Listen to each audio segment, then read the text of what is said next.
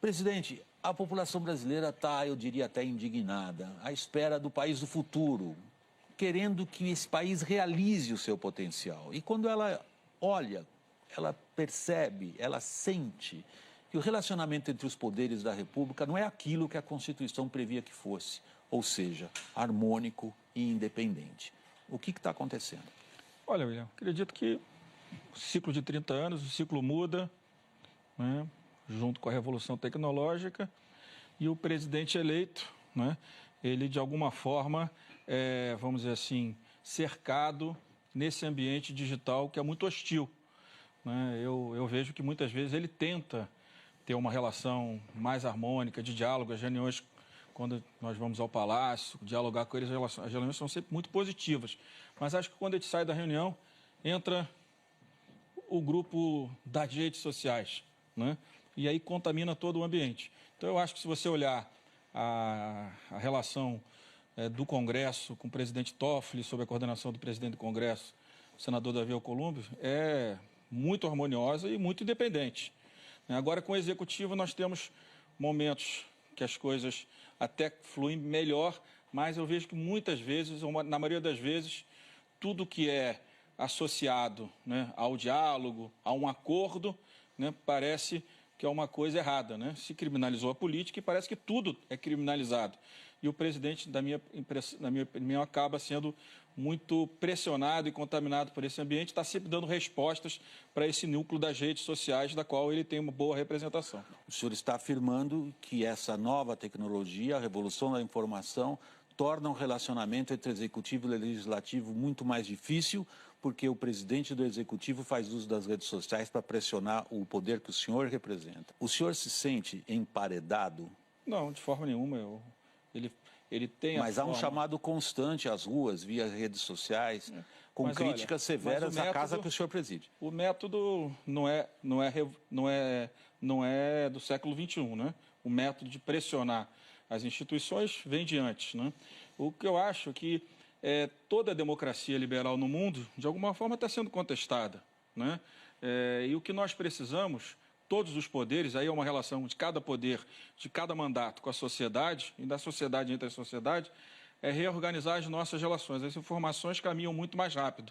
E dentro delas, muitas informações falsas e muitas informações que geram dúvida nas pessoas. Temos um sistema presidencialista, onde as atribuições de cada um dos poderes está sendo restabelecida. O presidencialismo de coalizão, não de cooptação, né, é saudável. Né? É claro que o de cooptação, não.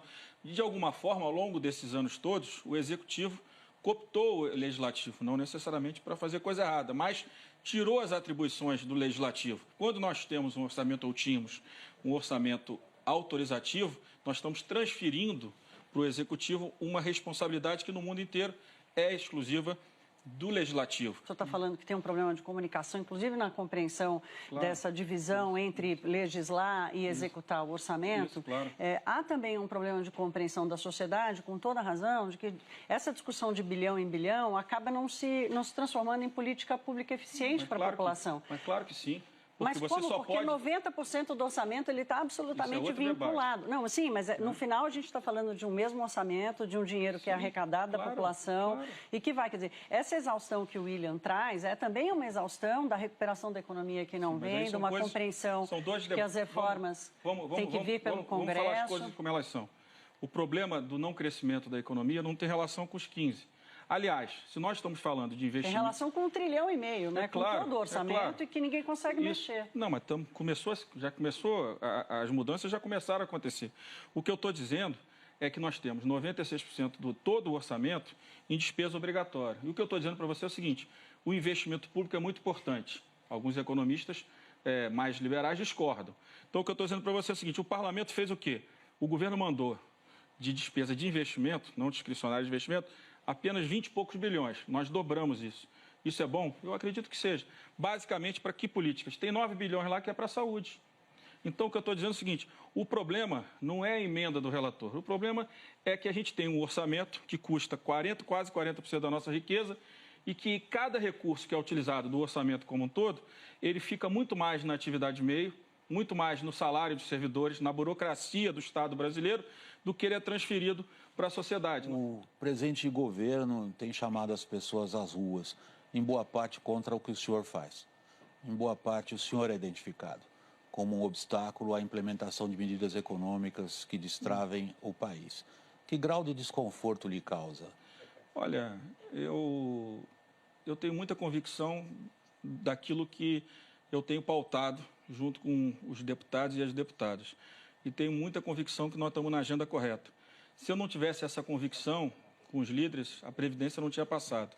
E hoje a crise seria de outra dimensão no Brasil, né? Seria muito maior. Nós já estaríamos, com certeza, em recessão. Então, eu tenho certeza, e com aqueles que estão, né, no mundo mais racional, a compreensão de que o parlamento tem sido o ponto de equilíbrio, né, e tem construído as soluções. Quem vive no mundo irracional, deputado? Quem vive no mundo irracional? O mundo das redes sociais é um mundo radicalizado. Muitas vezes, no radicalismo, se perde a razão, se perde o equilíbrio. Não estou dizendo que é o governo, estou dizendo que é o mundo que está na rede social que apoia o presidente, uma boa parte disso. Eu tenho muita convicção, eu tenho certeza, né, que o papel que a Câmara e o Senado, os dois exerceram, para garantir a reforma da Previdência foi decisivo. Nós estamos terminando a entrevista, temos feito a mesma pergunta. O senhor se arriscaria a dar uma nota para as relações entre os poderes de 1 a 10? Olha, eu acho que a relação dentro do Congresso é uma relação muito positiva.